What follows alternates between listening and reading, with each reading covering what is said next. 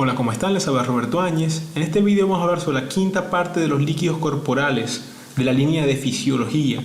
Recordemos que en los videos previos ya hablamos sobre la ósmosis, la osmolaridad, y en este video vamos a hablar sobre los electrolitos, que son importantes constituyentes de los líquidos corporales y que pueden determinar la osmolaridad.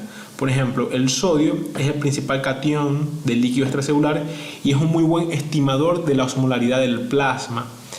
Recordemos que la osmolaridad normal va alrededor de los 300 miliosmoles por litro y la osmolaridad corregida va alrededor de los 280 miliosmoles por litro. También recuerden que la solución fisiológica o solución de cloruro de sodio al 0,9% se le llama fisiológica porque tiene valores muy semejantes a esto.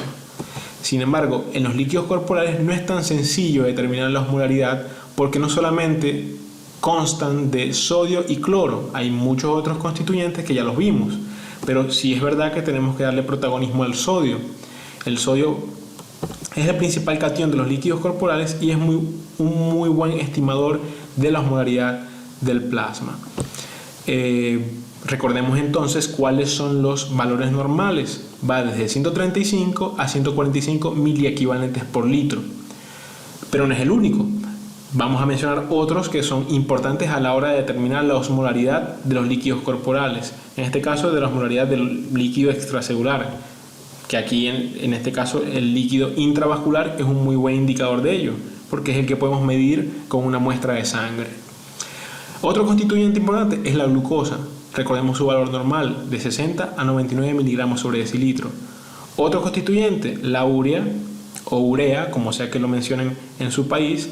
La urea tiene un valor normal de 10 a 50 miligramos sobre decilitro.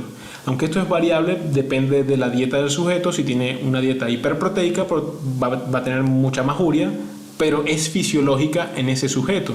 Sin embargo, se han propuesto estos valores de normales, de 10 a 50 miligramos sobre decilitro. Otro compuesto que deriva de la urea es el nitrógeno ureico en sangre. ¿Ok? Este nitrógeno ureico en sangre se ha descrito que es casi la mitad de la urea. Por lo tanto, los valores normales van a ser casi la mitad. Si aquí el mínimo es 10, aquí es alrededor de 6. Y aquí si el máximo es 50, acá va a ser alrededor de 20. ¿Por qué? Porque su fórmula es nitrógeno ureico en sangre, es tomar la urea y dividirla entre 2,14. Digamos que la dividimos entre 2 y es la mitad. ¿Ok? Entonces, estos tres componentes, porque es el sodio, la glucosa y la urea o el nitrógeno ureico en sangre, o sea, cualquiera de los dos, estos tres componentes nos van a servir para determinar la osmolaridad de los líquidos. Por lo tanto, una alteración de ellos va a generar alteración en la osmolaridad y va a conllevar a otras alteraciones a nivel orgánico. Existen fórmulas que utilizan estos parámetros para determinar la osmolaridad. Dentro de esas fórmulas para calcular la osmolaridad está la más utilizada, que es esta. Es la multiplicación de 2 por sodio, es decir, 2 veces la concentración de sodio. Recordemos en el video de la solución de cloruro de sodio al 0,9% que al dividirse en sodio y cloro es 2 osmoles. Entonces el sodio generalmente ya se habrá disociado del cloro y habrá una cantidad considerable de cloro y por tanto se multiplica por 2. ¿Ok? Obviemos eso, simplemente me interesa que sepan que se multiplica por 2 el sodio. ¿Ok? Se suma este producto que nos da 2 por el sodio que tengamos en el paciente, se le suma la glucosa en milimoles por litro más la urea en milimoles por litro. Ahora, acá tenemos que la glucosa generalmente la manejamos en miligramos por decilitro. Habrá países que la trabajan directamente en milimoles por litro, pero por lo menos de donde yo he tenido la práctica y he visto en Sudamérica y también he tenido la oportunidad de verlo en España, es que se maneja en miligramos por decilitro. Es lo usual que ver esta glucosa, esta urea, nitrógeno ureico en sangre, se manejan con miligramos sobre decilitro, mientras que esto acá está en miliequivalentes por litro, que es lo mismo que milimoles por litro. ¿Ok? Ahora tenemos que manejar la misma unidad para poder sumarlos. No vamos a sumar manzanas con peras, vamos a sumar milimoles por litro más milimoles por litro más milimoles por litro, ¿ok? O, esta es una fórmula, o también hay otra fórmula que no considera la urea, sino que considera al nitrógeno ureico en sangre. Por eso les digo que son tres componentes principales los que determinan la osmolaridad: el sodio, la glucosa y la urea, o el sodio, glucosa y el derivado de la urea, que es el nitrógeno ureico en sangre. ¿Qué tenemos que hacer? Pasar lo que tengamos en miligramos a decilitros a milimoles por litro. ¿Cómo lo hacemos? Bueno, cada sustancia tiene su tasa de conversión. Por ejemplo, para convertir glucosa de miligramos a decilitro tenemos que dividirla entre 18 y nos va a dar el resultado de milimoles por litro. La urea, por ejemplo, es urea dividido entre 6, nos da milimoles por litro. Nitrógeno ureico en sangre, dividimos entre 2.8 y nos da ahora un resultado en milimoles por litro. Ahora, yo también les había dicho que básicamente la urea o el nitrógeno ureico en sangre es la mitad de la urea. Por eso es que algunos autores no consideran aquí como 6, sino que consideran como el doble del nitrógeno ureico en sangre. Van a ver en algunos textos que aquí la urea se puede dividir entre 5.6 porque es el doble del nitrógeno ureico en sangre. ¿Ok? Me da igual si lo dividen entre 6 o si lo dividen entre 5.6. Lo que les quiero decir es que si ven un 5.6 en algunos textos, no se alarmen, ya saben de dónde viene. Bien, entonces estas fórmulas que tenemos acá probablemente la encontremos en los textos de esta forma: 2 por sodio más glucosa entre 18, que es sencillamente convertirlo a milimoles por litro, más urea entre 5.6, que es llevarlo a milimoles por litro. O la misma fórmula, solo que cambiando la urea a nitrógeno ureico en sangre, y sería 2 por sodio más glucosa entre 18 más nitrógeno ureico en sangre entre 2.8. Esto nos va a dar un valor que nos va a decir cuánta es la osmolaridad del líquido que estamos evaluando. ¿Ok? Generalmente tomamos una muestra de sangre, procesamos sodio, glucosa y urea, o sodio, glucosa y nitrógeno ureico en sangre, y nos va a determinar la osmolaridad que tiene ese sujeto. Ahora, por X o Y razón, usted en su laboratorio no tiene urea, la hace con nitrógeno ureico en sangre. Si no tiene nitrógeno ureico en sangre, yo qué sé, no se lo determinan así, determinado directamente con la urea. Ahora, si no tienes ni urea ni nitrógeno ureico en sangre, no importa, trabaja con lo que tengas. Haz la fórmula 2 por sodio más glucosa, te va a dar igual, muy parecido a lo que es la osmolaridad, te va a dar un estimado de cómo está el paciente. Ahora, si tu laboratorio donde estás evaluando al paciente no tiene glucosa, en primer lugar es grave, pero en segundo lugar no te detengas. Haz la fórmula solamente con el sodio. Multiplica 2 veces el sodio que tenga el paciente y eso es la osmolaridad. ¿Por qué? Porque el sodio digamos que es el más importante para saber cuánto es la osmolaridad del sujeto. Si vamos a hacer un ejemplo. Un sujeto tiene un sodio de 120. 120 está por debajo de 135, tiene una hiponatremia. Si multiplicamos 2 por 120, en este ejemplo ficticio, nos va a dar una osmolaridad de 240. 240 está por debajo de 280, es la osmolaridad corregida. Y 240 está mucho más por debajo de la osmolaridad total. ¿Qué quiere decir esto? Que el sujeto tiene una hiponatremia hipotónica, tiene un líquido extracelular hipotónico. Vamos a hacer las medidas entonces para tratarlo. ¿Ok? Entonces recuerda, estas son las fórmulas para el cálculo de la osmolaridad en el individuo. ¿Ok? Habrá otras formas más directas, pero estas son fórmulas que se utilizan de manera indirecta para estimar la osmolaridad y son muy útiles. ¿Ok? Ahora, ya acabamos de ver de que la hiponatremia o hipernatremia o el sodio en general es un muy buen indicador de cómo está la osmolaridad del sujeto. Ya sea si está muy bajo el sodio, estará hipoosmolar o hipotónico, y si está muy elevado el sodio, es decir, una hipernatremia, estará hiperosmolar o hipertónico. Recordemos los valores normales del sodio, va de 135 a 145, eso quiere decir que si tenemos un sodio por debajo de 135 miliequivalentes por litro, hablaremos de hiponatremia. Si está por encima de 145, hablaremos de hipernatremia. Y si está entre 135 y 145, hablaremos de que tiene un sodio normal. Bien, eso también nos sirve para clasificar otras enfermedades, por ejemplo la deshidratación. Si tenemos una deshidratación, un sujeto deshidratado con hiponatremia, hablaremos de una deshidratación hipotónica, porque la osmolaridad muy probablemente va a estar baja. Si tenemos, por el contrario, una hipernatremia, en el contexto de una deshidratación, esa deshidratación es hipertónica. ¿Por qué? Porque la osmolaridad va a estar aumentada. Y si el sodio está normal, bueno, tiene una deshidratación isotónica. ¿Ok? Entonces sigamos adelante. ¿Cuáles son las causas de hiponatremia? Vamos a dividirlas muy didácticamente en dos grupos, en las de pérdida de sodio, que nos va a dar hiponatremia, o en exceso de agua, que haya tanto líquido que se diluya el sodio y produzcan hiponatremia. No es que hay poco sodio, es que está poco concentrado. ¿Ok? Vamos a empezar a hablar sobre las pérdidas de sodio. Si ocurren en el contexto de una deshidratación, ya hablamos de que se llama deshidratación hipotónica. Entonces, si hay pérdida de sodio con deshidratación, puede haber varias causas. Ejemplo, diarrea.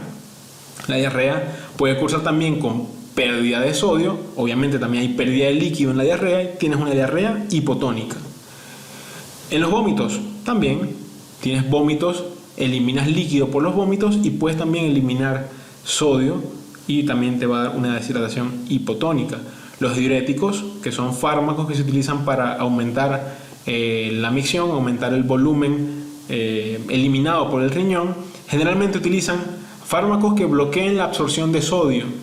Hay distintos diuréticos, pero puede ser que sea uno de estos que bloquee la reabsorción de sodio y se va el sodio en la orina y también se va el agua en la orina. Tendremos también una deshidratación hiponatrémica o hipotónica. Y hay enfermedades que también cursan con deshidrataciones hipotónicas. Por ejemplo, la enfermedad de Addison. Esta enfermedad de Addison se produce cuando hay ausencia de aldosterona. ¿Qué es la aldosterona? Bueno, es una hormona que actúa a nivel del riñón. Recordemos que el riñón, no lo hemos visto, lo vamos a ver cuando veamos fisiología renal. El riñón tiene en su estructura una unidad funcional que es llamada la nefrona y tiene diversos elementos o diversas áreas. Por ejemplo, está la cápsula de Bowman, túbulo proximal, está la asa de Henle, túbulo distal y túbulo colector, conducto colector, etc. ¿Dónde actúa la aldosterona? La aldosterona actúa a nivel del túbulo distal y colector. ¿Ok? ¿Cómo hace eso? ¿Cómo actúa ahí para producirte cambios a nivel de la reabsorción de sodio y por tanto de agua? Bueno, vamos a ver esto un poco más de cerca. Imagínense que acá, es decir, esto amarillo es la orina que se está formando. Esta es la célula de la pared del túbulo y esto que está acá ya es el intersticio. ¿Ok? Aquí está, por aquí pasa todo lo que se absorbe que viene por la orina. ¿Ok? La aldosterona es una hormona que parte del colesterol. ¿Ok? Por lo tanto va a actuar aquí en el núcleo. ¿Por qué? Porque es liposoluble. Si parte del colesterol es una hormona esteroidea y puede atravesar la membrana plasmática y va hacia el núcleo. Entonces vamos a verla más de cerca. Esta es la aldosterona. Imagínense que llega al núcleo, modula por acción genómica la expresión de genes y uno de esos genes es la bomba de sodio-potasio ATPasa. ¿Qué hace la bomba de sodio-potasio? Saca 3 moléculas de sodio y mete 2 de potasio. Tal cual. Importante saber que esa bomba de sodio-potasio está a nivel de la membrana vasolateral. ¿Ok? Esta es la membrana vasolateral. Digamos que esta es la membrana apical que está en contacto con la orina, que se está formando, y esta es la membrana vasolateral de esa célula tubular, ya sea del túbulo distal o del túbulo colector. ¿Qué hace la bomba de sodio-potasio? Elimina 3 moléculas de sodio y 2 de potasio. ¿Ok? Imagínense que aquí sacó 3 y aquí mete 2 y saca 3, mete 2, saca 3, mete 2 y así va constantemente porque está activa expresándose más con la aldosterona. Bien, ¿qué va a pasar? Va entonces a acumularse mayor cantidad de sodio a nivel de la membrana vasolateral, por tanto a nivel del intersticio, y ese sodio, como es osmóticamente activo, el sodio arrastra agua y si arrastra agua se reabsorbe agua también. Entonces el sodio que venía por aquí, por acción de esta bomba de sodio-potasio ATPasa, se bombea hacia el intersticio y como el sodio es osmóticamente activo, arrastra agua. Por el contrario, el potasio, que se comienza a concentrar más dentro de la célula de la pared tubular, ese potasio va a salir a través de su gradiente de concentración, porque a nivel de la membrana apical de esta célula hay canales de goteo de potasio, canales que están abiertos para el potasio, y por lo tanto, si aquí hay más concentración y aquí hay menos, salen por gradiente de concentración. ¿Ok? En resumen, ¿qué tenemos? Se reabsorbió sodio y con ello agua, y se eliminó potasio. ¿La aldosterona hace otras cosas? Sí, sí hace otras cosas, pero ahorita en fisiología quiero que para este video sepan eso. En resumen, ¿qué hace la aldosterona? Reabsorbe agua y sodio y elimina potasio. Bien, si eso es lo que hace, ¿qué pasaría si no hubiera, ejemplo, una insuficiencia suprarrenal, que es donde se produce la aldosterona, en la glándula suprarrenal? Si hay una lesión, una destrucción, etcétera, lo que sea que le pase a la glándula suprarrenal, se produce la ausencia de aldosterona y con ello la enfermedad de Addison. Si recordemos qué es lo que hacía la hormona aldosterona, ella reabsorbía sodio y agua. Si en este contexto no hay aldosterona, no se va a reabsorber sodio y agua en el túbulo distal y colector.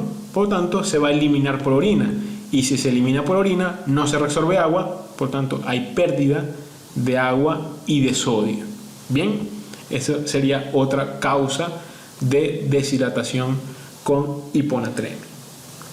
Ahora vamos a los excesos de agua. O sea, tenemos el sodio normal, pero hay tanta agua que se diluye, y eso se manifestará en el laboratorio como hiponatremia y por tanto hipoosmolaridad. ¿Ok? ¿Dónde ocurre esto? En sobrehidratación.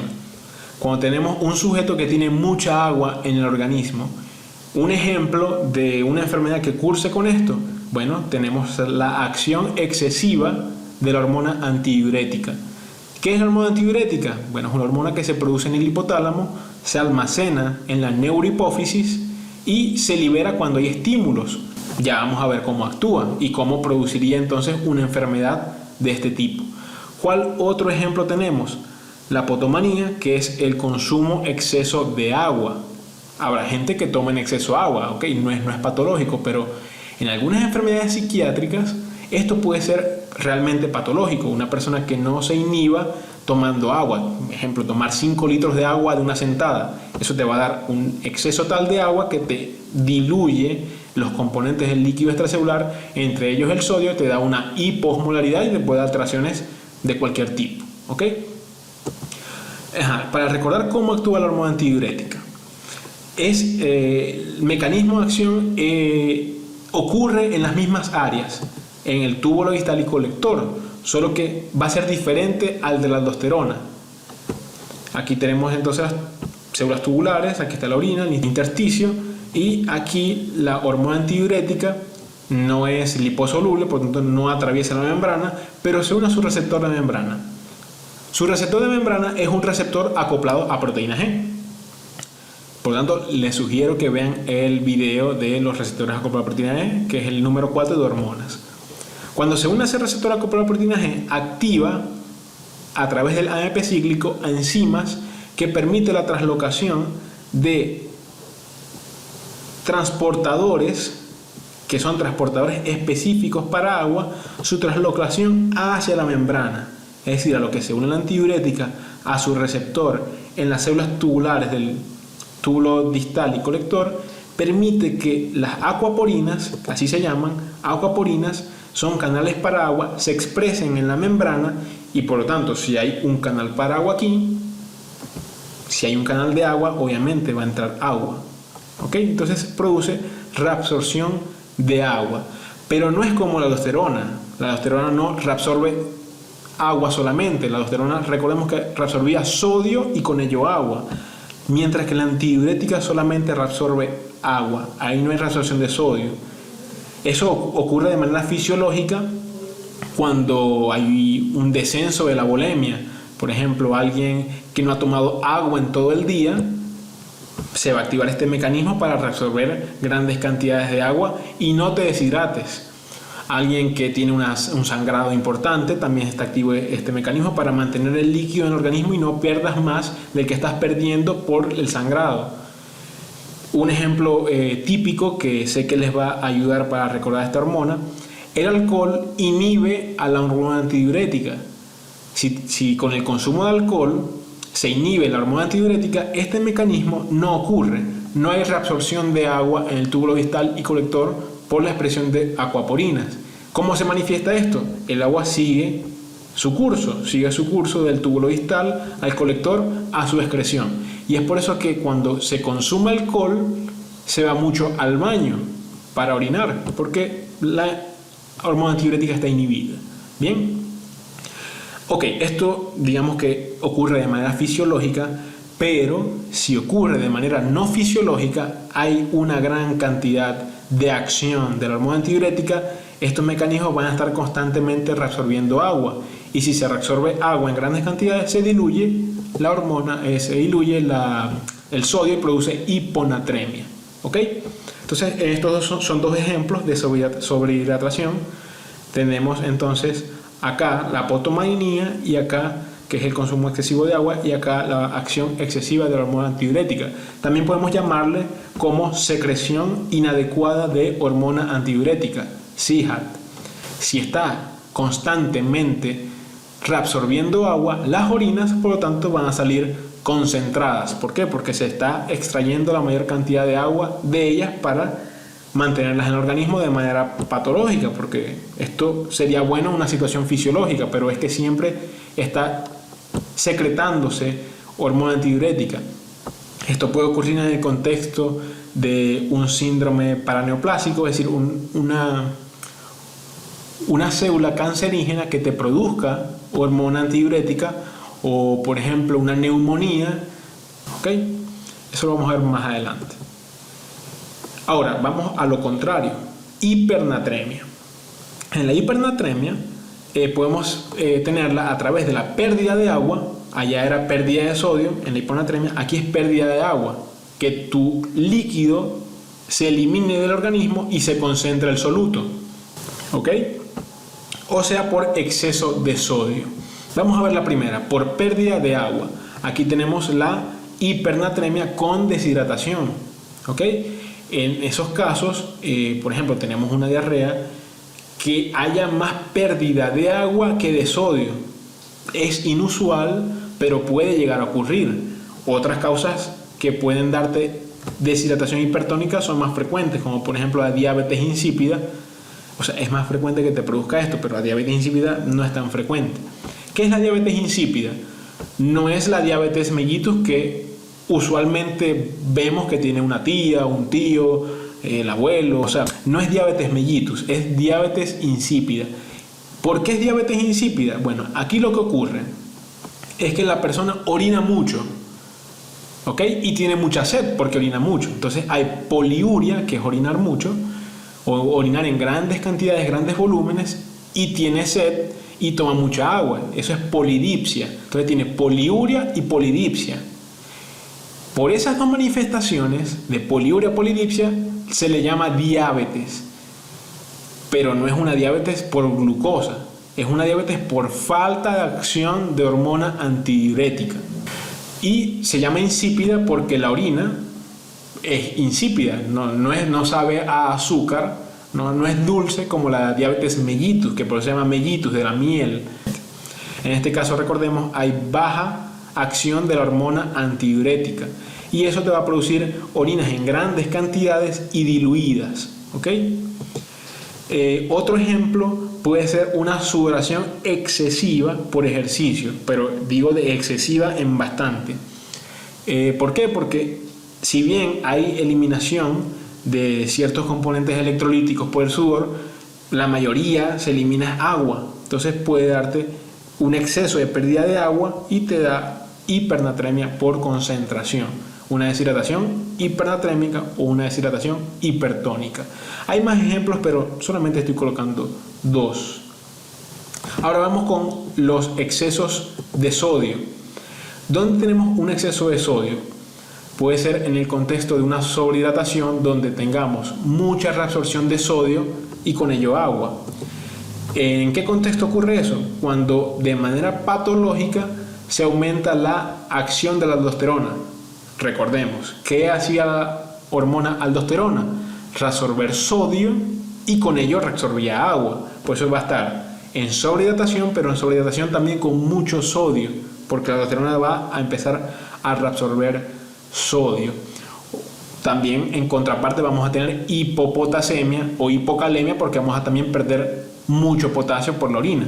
Pero en el contexto de sobrehidratación hipernatrémica, el ejemplo típico es el hiperaldosteronismo. ¿En qué contexto vemos esto? En algunas patologías, pero en este video no es de importancia hablar de ellas. Recordemos que estamos en fisiología.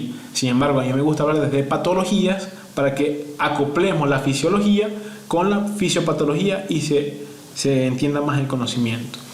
En conclusión, tenemos varias alteraciones hidroelectrolíticas que nos van a conllevar a alteraciones en los líquidos extracelulares o intracelulares. Recordemos el video de ósmosis. La ósmosis es el paso de agua desde un sitio que tiene mayor concentración de agua o menor concentración de soluto a un sitio que tiene menor concentración de agua o más concentración de soluto. Aquí, para hablar de soluto, hablaremos de osmolaridad. Una hiperosmolaridad, tendremos un líquido muy concentrado en soluto, pero muy poco concentrado en agua. ¿Ok? Vamos a hablar de los cuatro patologías que mencionamos. Nos centramos básicamente en el sodio, porque el sodio es un indicador muy importante de la osmolaridad y por eso nos centramos solamente en el sodio. Empecemos por la hiponatremia con deshidratación, es decir, una deshidratación hipotónica. Posteriormente, cuando algún día haga los videos de pediatría y deshidratación en los niños, volveremos a retomar esto, deshidratación hipotónica. Causa, por ejemplo, diarreas. La diarrea es emblemática, vómitos, insuficiencia suprarrenal, exceso de diuréticos. Ya esto puede ser en otro contexto de patologías, pero va a dar deshidratación con hiponatremia. ¿Cómo está el sodio plasmático? ¿El sodio plasmático está alto o bajo? Bueno, si tiene hiponatremia, lógico que va a estar bajo. Ahora, si tiene pérdida de líquido, ¿cómo va a estar el líquido extracelular? ¿Bajo o alto? Bajo también va a estar. ¿Por qué? Si estamos en deshidratación, estamos perdiendo líquido extracelular, ya sea por diarrea, por vómito, porque se está eliminando por la orina, ya sea por falta de acción de la hormona aldosterona o por falta de acción de la reabsorción del sodio por un diurético, se está perdiendo líquido. Eso es disminución del líquido extracelular. Ahora, si tenemos un líquido extracelular hipotónico, porque tenemos el sodio bajo, ¿ok? Si tenemos el sodio bajo, eso es indicativo que hay baja osmolaridad, es un líquido extracelular hipotónico. ¿Cómo estaría el líquido intracelular? Recuérdense de ese momento cuando metíamos la célula en un medio hipotónico. ¿Qué pasaba con la célula? Aquí había poca concentración de soluto y mucha agua. Por lo tanto, si aquí hay mucha agua, el agua va a entrar a la célula. ¿Ok? Si entra a la célula es movimiento para intentar ahora concentrar un poco más este líquido porque está muy poco concentrado. Ese método o ese proceso que ocurría de movilización de agua, recordemos que la célula se ponía turgente, pero lo que quiero que se queden acá es que si el agua, a pesar de que aquí esté bajo, pero está hipotónico, el agua va a pasar al líquido intracelular. Es decir, tendremos dos componentes de pérdida del líquido extracelular. Una pérdida por la causa que esté produciendo la pérdida, ya sea la diarrea, el vómito, etc. Y otra causa de depleción del líquido extracelular es que el líquido extracelular se va para el líquido intracelular y vamos a tener un líquido intracelular alto. Bien, recuérdense de la ósmosis, vean los videos anteriores, etc. Vamos ahora a la otra patología, que es hiponatremia con sobrehidratación.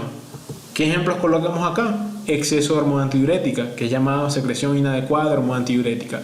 Es producida por tumores broncógenos, como les dije, neoplasias, neumonías, etc. ¿Cómo está el sodio? Hiponatremia. Está bajo. Ahora, aquí estamos en sobrehidratación. ¿Cómo estará el líquido extracelular? Muy bien, va a estar alto.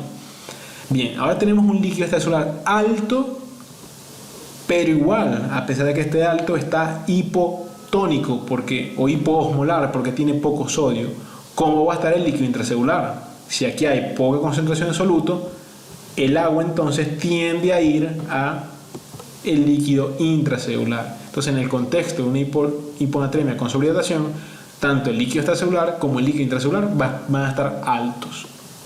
Vamos al contexto ahora de las hipernatremias. Si tenemos una hipernatremia con deshidratación, les puse varios ejemplos. Puede ser una diabetes insípida, una sudoración excesiva, otras causas, pero no me interesa que se las sepan. Solamente me interesa qué pasaría con los líquidos del organismo. ¿Cómo está aquí el sodio? Si tenemos hipernatremia, va a estar alto. ¿Cómo va a estar el líquido extracelular? Si tenemos deshidratación, va a estar bajo porque estamos perdiendo líquido.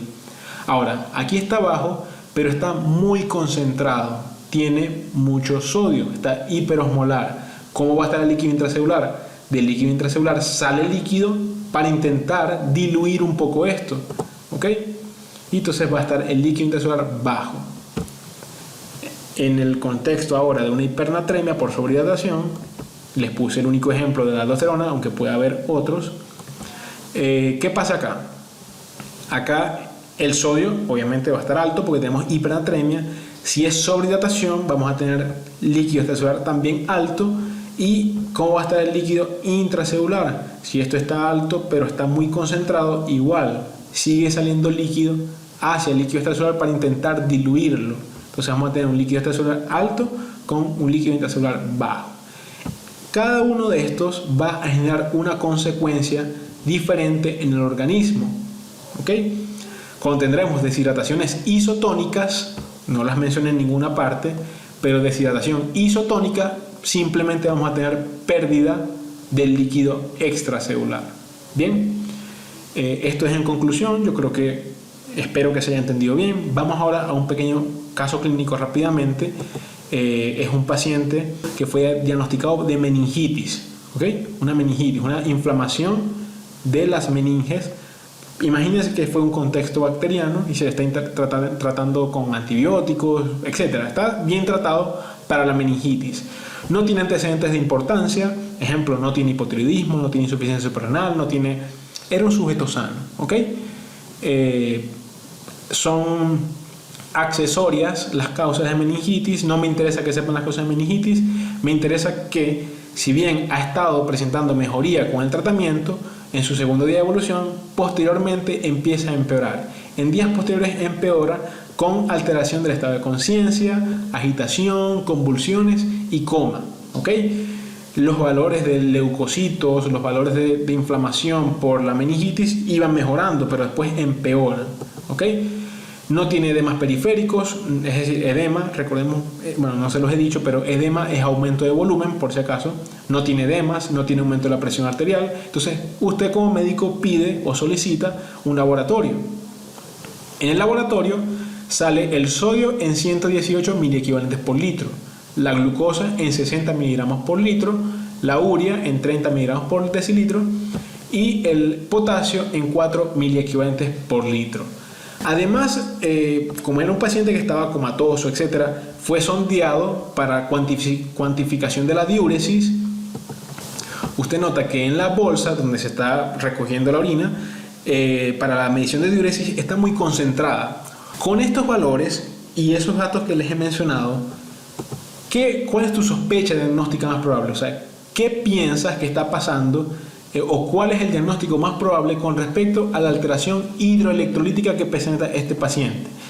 Ya no me interesa mucho que sepas la meningitis, estamos en un video de fisiología, pero me interesa que sepas ¿por qué? ¿Por qué se está dando esta alteración en este contexto? O sea, ¿qué crees tú que está pasando? ¿Será que tiene una secreción inadecuada de hormona antidiurética? ¿Será que tiene un hiperaldosteronismo? Es decir, aumentada la acción de la hormona antidiurética. ¿Será que tiene una diabetes insípida? ¿Será que tiene potomanía, consumo excesivo de líquido? En fin, coméntame, ¿qué crees tú que esté pasando con este paciente? ¿Ok? Coméntame también si te ha pasado este caso, una meningitis, después se empeore con esta complicación. Nada, si consideras que este video te ha parecido interesante, regálame un like. Te invito a ver otros de mis videos anteriores. Compártelo con tus amigos y si quieres ver más videos como estos, suscríbete al canal. Hasta luego, un abrazo muy fuerte.